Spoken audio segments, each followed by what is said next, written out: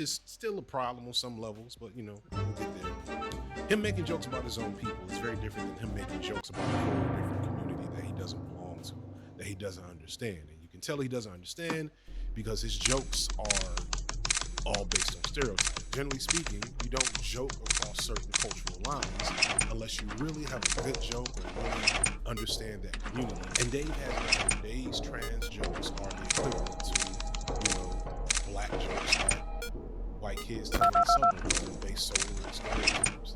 There's chicken and watermelon. That's what these jokes are the equivalent to. And it doesn't mean that they still can't be funny, but you can't say that they're not transgressive and offensive and mean and punching down.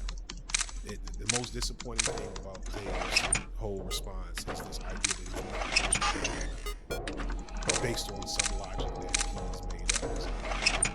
I don't know how he's trying to be. And the reason why he doesn't understand it, and the biggest thing that, you know, made me want to make this video is because trans people, especially black trans folks, don't really have a lot of representation in the media. They don't really have a lot of voices. They don't have venues for you to understand and learn about the community. And so people are laughing at jokes about them that are just really harmful stereotypes. And that was really the biggest thing for me, was making a video that was about a community I didn't belong to without any input from that community.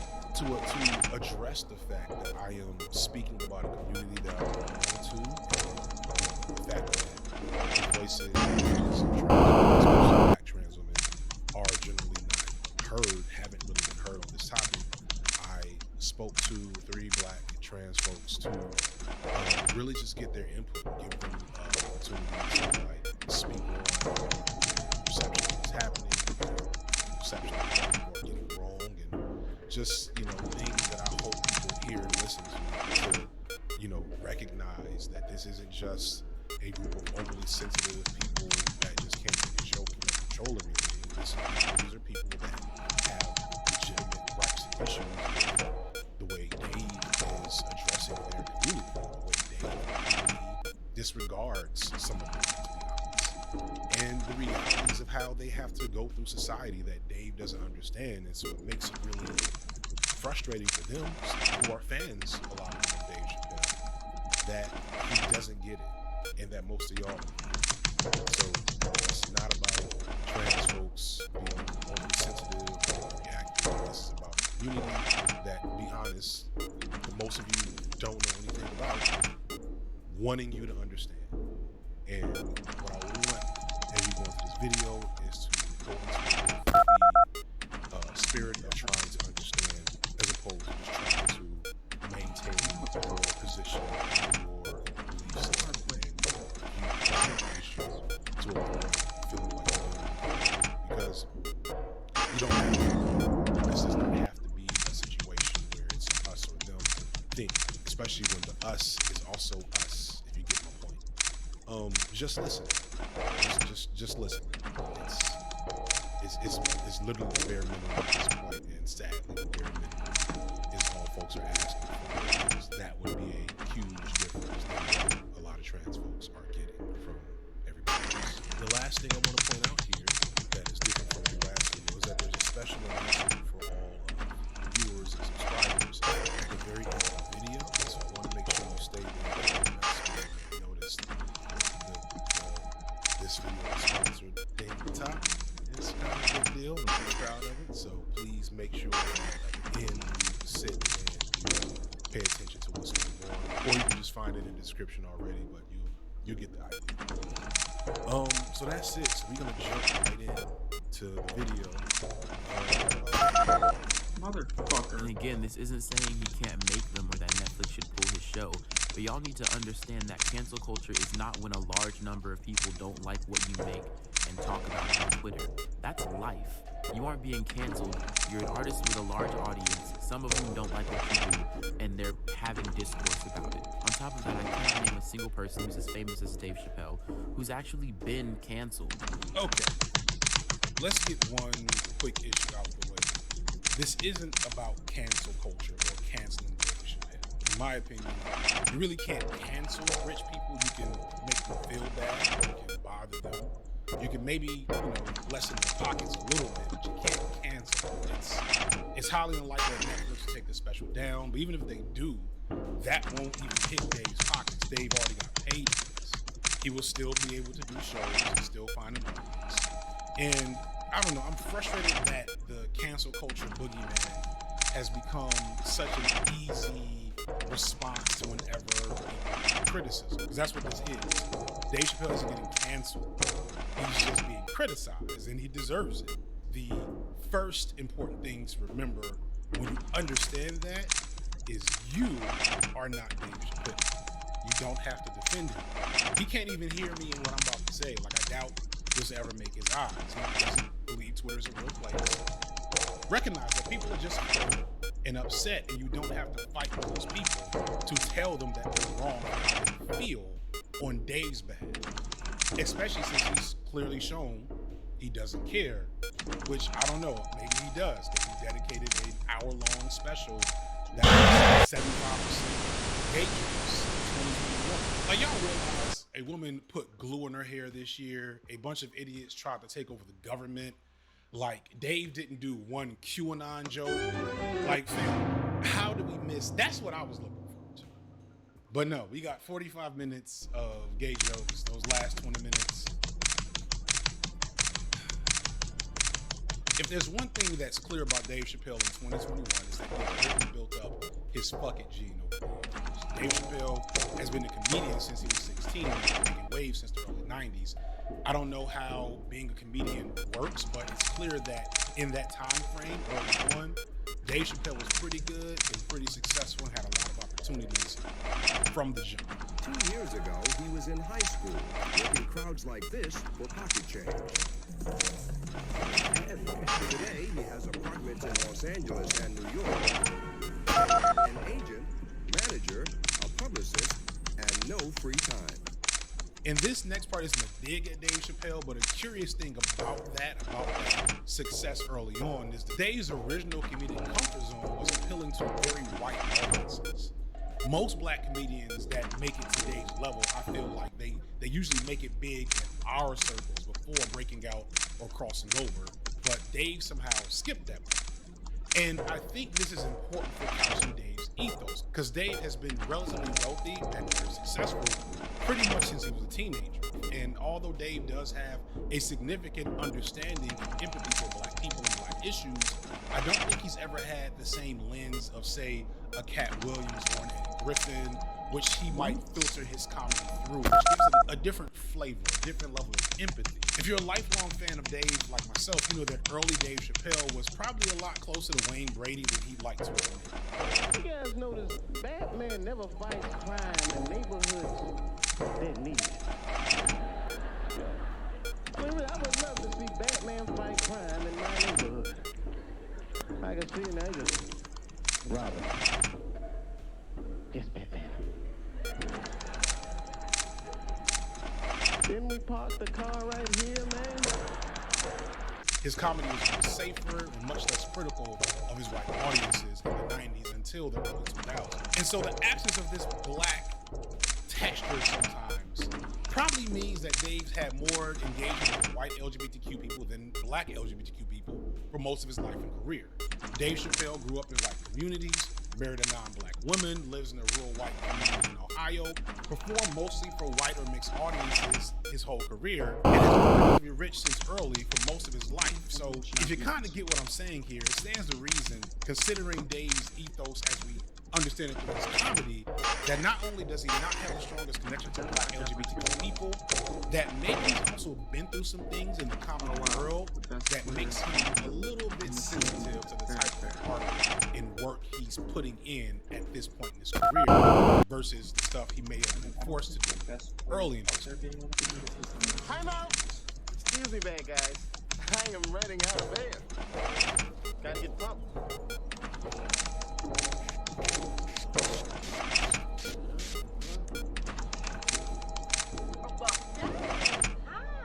Hello.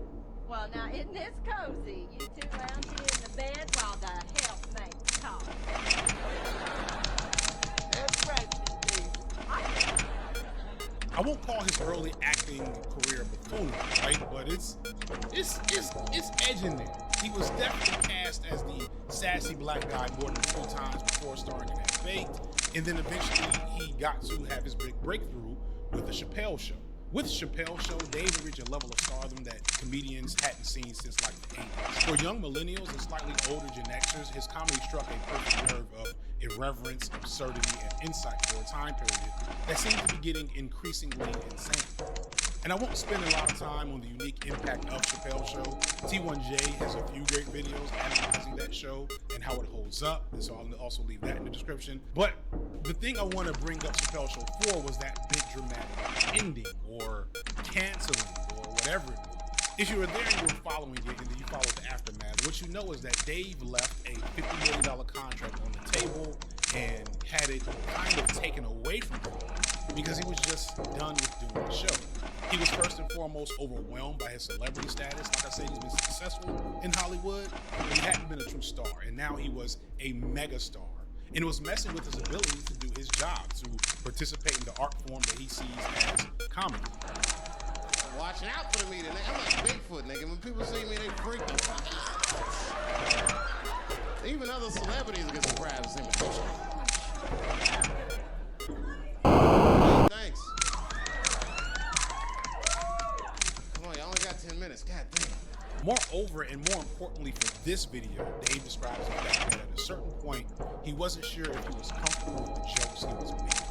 He was starting to realize the complex issue, one that I am currently grappling with myself, something that Porn Man tackles excellently in his video on the commodification of N, that there's a weird headspace you have to be in as a black entertainer of the white audience. This is yet another topic for a future video. But in short, there's an innate sense of dread that black entertainers have to grapple with into the history of white commodification of black art and black bodies. And you have to be very careful to tread a line of creating content or art that people consume or becoming the product yourself. You have to constantly negotiate whether or not the audience sees you as an entertainer or the entertainer, if they get your jokes or if they think you. So at a certain point during the filming of the 3rd season of Chappelle Show, Dave had a moment where it became clear to him that his white audience wasn't getting the joke. And his work no longer felt funny, it felt exploitative. Like this one sketch we did that was about the pixie that would appear whenever racist things happen. Whenever someone makes you feel like they calling you that anyway. It was a good spirit on it. But what I didn't consider is how many people watch the show and how the way people use television is subjective. Remember when I was on the set and we finally taking a sketch, somebody on the set that was white laughed in such a way. There was a difference of people laughing with me. It was the first time I'd ever gotten a laugh that I was watching TV. That there's a lot of people who will understand exactly what it is. Then there's another group of people who are just fans, like the people that, the kind of people that scream, "I'm Rick James." My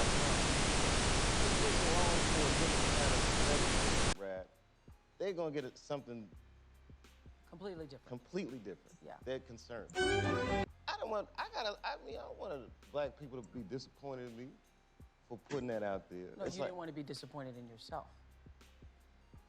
You know what, Oprah?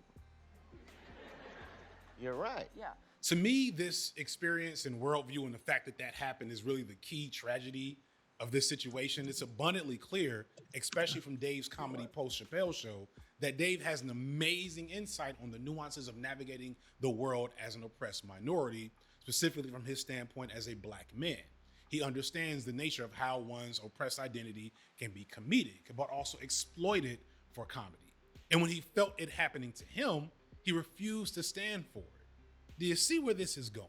Fast forward, and Chappelle disappeared from the public eye for over a decade, not really turning back up until 2016 with an appearance on Saturday Night Live the weekend after Donald Trump won the presidency. And then right after that, he signed a deal with Netflix to do however many comedy specials, and The Closer was the last one. But from the very beginning, we start getting into trouble. See, when he came back after this I think more than a decade-long hiatus, Chappelle was different. He looked different. He had clearly gotten into fitness and health, and to put on a kind of surprising amount of muscle in their intervening years. He was also a bit slower and more serious in his delivery. Something about the experience of not just leaving Chappelle's show, but $50 million had solidified something within Dave that was like, fuck it, I'm not doing anything I don't want to do. If I had to make an assumption, it's that Chappelle decided that if he was going to come back, it would only to be exactly who he wants to be as an entertainer. It would be to do jokes that would not make him uncomfortable and left no room for him to feel like he was the joke.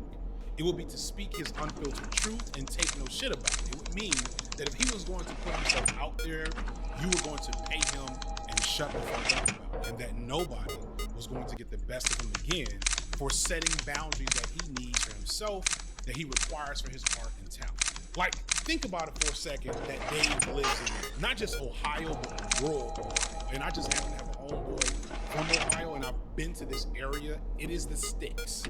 There's a dairy farm that sells awesome ice cream and cheese curds down the street from Dave Chappelle's house. Meanwhile, every other comedian is either in New York or LA, because that's where the money and work is. That's where the activity is. Because Dave values his autonomy and his privacy, he's in a place where nobody can get to.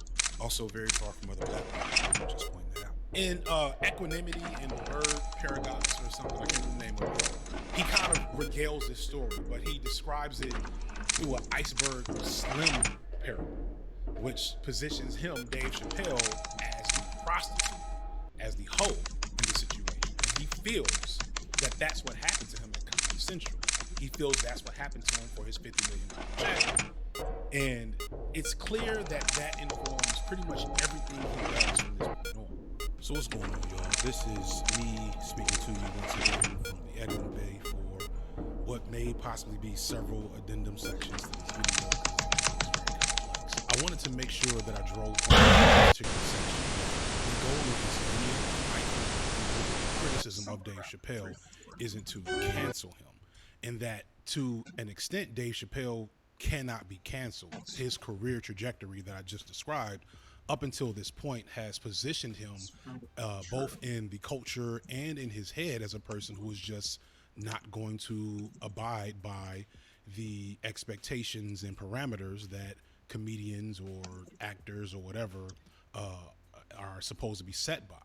Chappelle has already went through a stage in his career where he felt like people controlled what he did and said. And if you know his career and if you listen to him talk over the course of the years, both in his comedy and in interviews, if there's one thing Chappelle does not like, it is control. On the flip side, canceling is not absent of consequence. So if a consequence of doing comedy that people find offensive is that they don't want to see your show, or they don't want your shows to be on Netflix, or they don't want to screen your movie at their film festival, like that's the opposite side to that type of integrity that Dave Chappelle champions in his work. And what I think is frustrating for all groups, because I don't think, at least the trans folks I've talked to, they're not saying that Chappelle hasn't been funny. They're not saying that there's not jokes you can make about trans people that are humorous or amusing, and that they did not laugh at the show, although I'm sure some did. But what they're saying is, hey, a lot of this stuff is offensive. It's now a pattern. You don't know what you're talking about. And we are now going to divest and work with our community to divest from what you're doing. And if Chappelle has as much integrity as he presents, he'll be okay with it. We sound so much like other people when the shoes are on the foot. This isn't about freedom of speech. Nobody's stopping Chappelle from saying what he wants to say. But it's also not about freedom from consequences. And if a consequence, as Chappelle has shown, he's able to take on the path of not wanting to do certain types of jokes or work, means that he loses opportunities. That's it. Cancel culture is not real. It is. I know that you like to pretend it's some type of organized boycott of a person or a company or something like that. But it isn't. It's just random people who don't like the thing and don't want to support the thing and just lot about it on Twitter, which is life. That's just criticism. I don't think it's anything special or different. I do take issue with the whole cancel culture thing because now people have a way to just pretend that any criticism or any publishing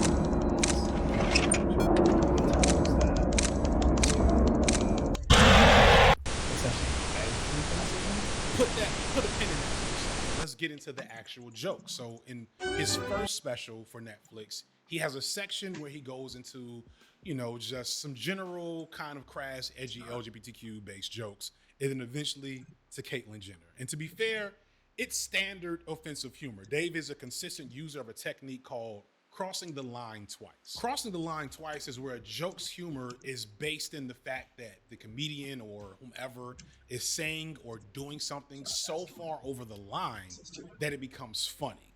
For example, there's a long history of comedians making gay jokes. And for the most part, the punchlines for these jokes is the simple fact that a man is acting gay. Being gay, that's the joke. Here's an example of one from Dave's earliest appearances on Def Comedy Jam. Man, look. There goes some gay guys. Hey, look, there goes some more hood kissing. Hey, what the fuck, man? When you look at a lot of humor aimed at marginalized groups, that's really what the joke often is. We're just supposed to laugh at the very existence of these marginalized people because they're different, their behavior is weird to us, and this is, that's easy, low-hanging fruit. And this is what people often refer to as punching down. When you, from a place of privilege, make a joke about a marginalized group, where the joke is mostly just to make fun of something about their group's experience. But Dave didn't do that, of course. He hates it. So what Chappelle does is, instead of really punching down, he crosses the line twice.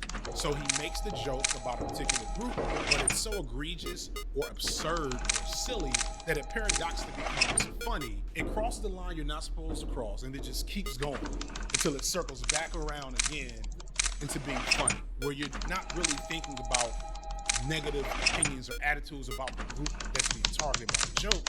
You're probably just thinking about how silly it is that somebody might believe what's being said. And if the comedian is skilled enough, we might even learn something about the target of the joke that we didn't before. And this joke is super popular with Chappelle and many of his contemporary comedians who use edgy humor. And your mileage may vary, but as a child of the 90s, that technique is right up my alley. And for an example of this, before he gets to Caitlyn Jenner, Dave sets his sight on his wife's male gay friends, and he starts with the usual LOL, being gay is funny stuff, but then he takes it to absurdity. He compares his wife's gay friends to a cat that can talk. She has a lot of gay friends. And I don't like them. Not because they're gay, I'm just judging them on the merits of their character. They're just not nice dudes. They're fucking rude house guests. They're sitting on my couch, getting my wife, eating my motherfucking macaroons. And I come in and act like the party's over. Hey, Stuart, what's going on? This guy talks to me the way a cat would speak if a cat... So here the punchline stops being explicitly about a man being gay and him being different and that being funny, and becomes the absurdity of what a cat might sound like if he can talk. Now, I'm not saying no one should feel offended or targeted by these types of jokes. The offensive nature of these types of jokes is a core part of them. But I want to point out that the technique, when done right, usually disarms those people from feeling like they're being truly made fun of. Maybe made uncomfortable, but not targeted. And because he's been so good at this, Dave is a master practitioner, a master storyteller. He's never really been criticized for this type of humor because people are willing to give it a pass. And I'm pointing this out because this is kind of the first bullshit argument that people make to excuse the problem with this special, is that why are people mad at Dave for saying this but not that? And it's because when he says something about that, like for instance, the joke he made about being molested by a Catholic priest, it's so ridiculous and extreme that it's just funny. Still offensive, but the offense is dissipated by the fact that this joke is that outrageous. The target of that joke is the Catholic Church, somebody who definitely can't be punched down to by Dave Chappelle, and Chappelle himself. So there's no way to punch down there. But punching down is kind of what happens here when he gets to his show. At a certain point in the post, Chappelle explicitly talks about the concept of punching down, and how out of all the criticism he's gotten, this is the one that bothers him the most. He rejects the idea that punching down is what he's doing and argues that in order to punch down, you have to think lesser of the group you're making a joke about. And this is the most dishonest and disingenuous I've seen Dave until he gets to the last 20 minutes of the show. George Carlin has a great quote about punching down in his criticism of Andrew Dice Clay from probably the early 90s at this point. Carlin is a long-standing star at the time in the comedy world, with the core of his humor being aimed up at oppressive global systems, conservative systems, etc. But on the flip side, Clay had risen to megastardom with an act that was almost completely dependent on jokes about minorities, women, immigrants, and gay people. I would defend to the death his right to do everything he does. The thing that I find unusual is, it's not a criticism so much, but his targets are unusual. And comedy traditionally is people in power, people who abuse their power. He should do what he wants, and why does it do you think then? Well, we have never laughed at jokes about the poor. He's appealing. I think he's appealing largely. I think his core audience are young white males who are threatened by these groups. I think a lot of these guys aren't sure their manhood because that's a problem when you're going in through adolescence. You know, am I really? Could I be? I hope I'm not one of them. And the women who assert themselves and are competent are a threat to these men, and so are immigrants in terms of jobs and the so that's why we as an audience then will laugh. You say we. I don't think you're. I don't know. But I think you're collective we. I think that's what is at the core of that experience that takes place in these arenas. And what Clay did worked because, as Carlin said, and this is an important point, he spoke to the insecurities of a society that was indifferent or fearful of change that was happening at the time. A group of people that maybe felt like their place or their level of power was being reduced by the emergence of these new social forces and factors that they didn't agree upon and didn't have any power over. I don't see too many in Philly, you know. Out in LA, Manhattan, you got them all over the place. Brooklyn, we don't have any gay people. They're all dead. And Clay's work could never survive today. It was offensive for even its time. But at least Clay was honest. He went head first into his offensiveness. That was his act, being this offensive douchebag. But Dave, very disappointingly, tries to maintain the high ground. And worse yet, he's trying to pretend that he knows, understands, and empathizes with trans people over and over again in this special and other specials. But at the same time, in like a joke later, he'll say he doesn't understand. He doesn't. And his jokes prove that. They prove that he doesn't really know what trans people have to deal with. And the fact that he's so comfortable and really condescending with these treatises and arguments he's putting in between his comedy. I think offensive comedy, so to speak, is fine, but offensive comedy and bigoted comedy are two different things. And I think that there were ways that Dave could have made jokes as it relates to being trans that would have been funny, because being trans is, like, it's funny. Like, it is. Not like the entire existence and stuff, but there are things that can be made fun of that could genuinely be funny, but you have to understand it. And Dave doesn't understand that. He doesn't get it. So it's not really his place to make those jokes because, like, he's not educated enough. It implicates a clear lack of knowledge and understanding for the audience he's targeting. And what that translates to, despite Dave's best intentions, which, you know, everybody's come out and said he didn't mean to do harm, he just doesn't cross the line the second time. And the comedy is just LOL, look at trans people. In the original set with the jokes about Caitlyn Jenner, Dave does a segment about a trans executive who walked into a meeting room and threw her severed penis into it. And this joke almost crosses the line twice, but it relies not on a unique insight into the trans experience for trans people, but on a false stereotype of trans women that Dave and I imagine most cis people have. Yeah, and we back. So, in this section right here, I kind of lost my way. Just, you know, ranting off the cuff about issues that I know through books and through, you know, information, but not through experience and not through enough connectivity and conversation with trans people. So I was like, you know what, we can cut this. But the overall goal here is to point out that pretty much all of Chappelle's jokes about trans women depend on stereotypes that most people believe about trans women. Specifically, the joke about the CEO that cut off her penis evokes this idea that all trans women go through gender affirmation surgery, which is just something that's not true. The majority of women do not get that surgery. And it really just goes to show the, you know, lack of knowledge and, you know, empathy for that community from Chappelle's standpoint, that he's making a joke about something explicitly barred from the vast majority of these women. And he's not doing it because he understands or because he knows or because he cares, as he tries to allude to at different times in the special. He's doing it because it's an easy joke to make about a community that you don't know or don't care about, that you know most of the audience doesn't know or care about. And that's the epitome of punching down. That is exactly what punching down is. So, and I'm pretty sure I'll circle back to this later on in the video, but the whole I'm not punching down thing doesn't work. And then when you combine it with Dave's, you know, positioning himself as a truth teller, to have something to say in the special, it really makes it even more frustrating. But I'll get to that later in the video. This is the ugly, dangerous area Dave's playing in without knowing the information.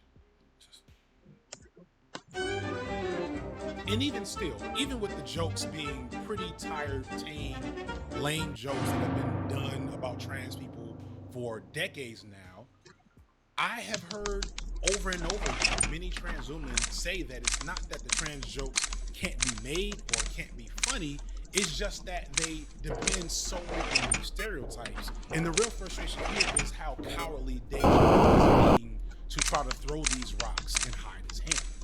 Being brave enough to make the trans jokes, but whining about getting criticized for it. It would be a bold-faced lie for me to come and say that I don't like Dave Chappelle and don't find him funny and all of his offensiveness, and this includes many of his jokes about trans and LGBTQ people as a whole. You cannot control what you laugh at. You can only control if you decide to laugh. And I'm a child of the 90s, like I said. Edgy humor, that's my baseline understanding of what is funny.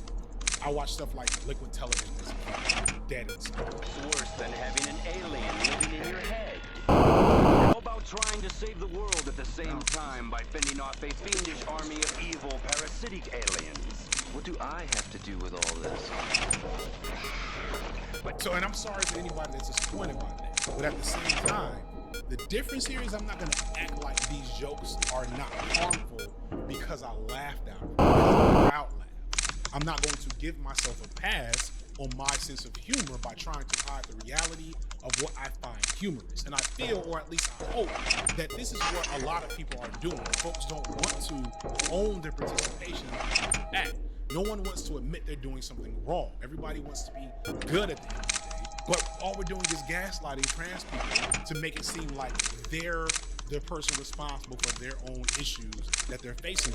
But when you throw rocks like these and then hide your hands, you're contributing to the type of energy and movement that makes these bills possible all the same. But Chappelle helps codify this. One of the comments that made me know to make this is that over and over again, Twitter, Facebook, and just looking at the media, I kept hearing after people watch this special, Dave Chappelle to go. Dave Chappelle got it, man. Dave Chappelle to go. He's the greatest of all time. And that may be true, but it's not because of this special. And definitely not because he said something deep and profound about trans people. Chappelle tries to make a statement about empathizing with the shared humanity and shared minority experiences of trans people, and says he won't make any more trans jokes until he's sure that they're laughing. But for the entirety of the special, he validates the worst takes and opinions and stereotypes of trans people to his audience and guarantees that despite his goal of showing the shared humanity, the biggest takeaway from the special will be the continued inhumane treatment of trans people.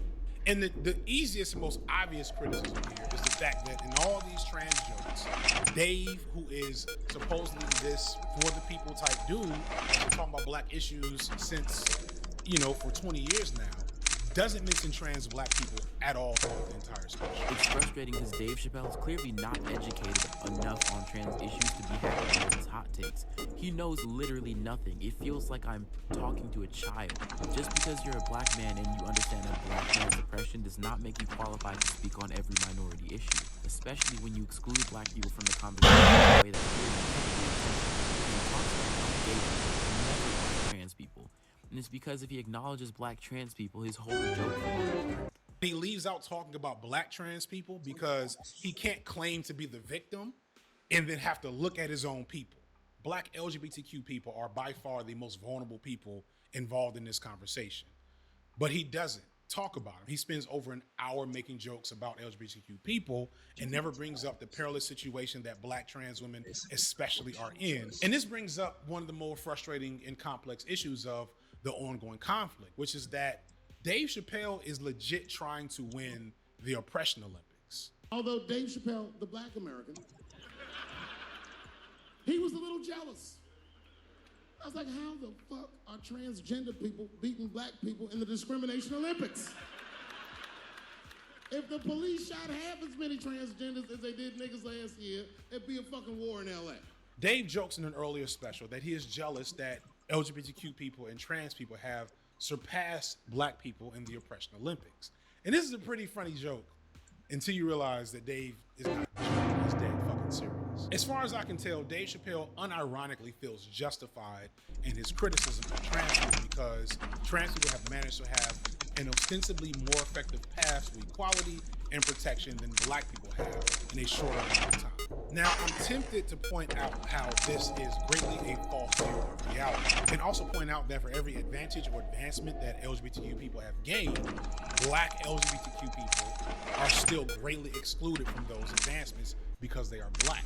But if I really went into all of that, I'd be still playing the Oppression Olympics for real, just like Dave Chappelle does. So instead, I'm going to try to explain why this is such a bad, honest, dumb thing that marginalized people get caught up on all the time. But first, I do want to engage with the points that Dave tries to make. Chappelle enters into discussion, can a gay person be racist? To which he is met with a resounding yes, and this is true.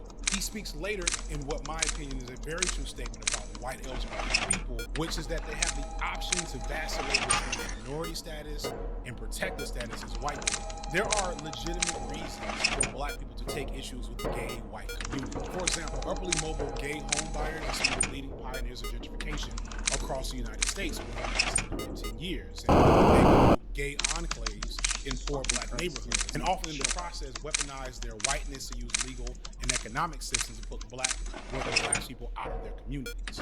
I also go on record to point out that it's at least reasonable to look at what happened to Kevin Hart as a little unfair.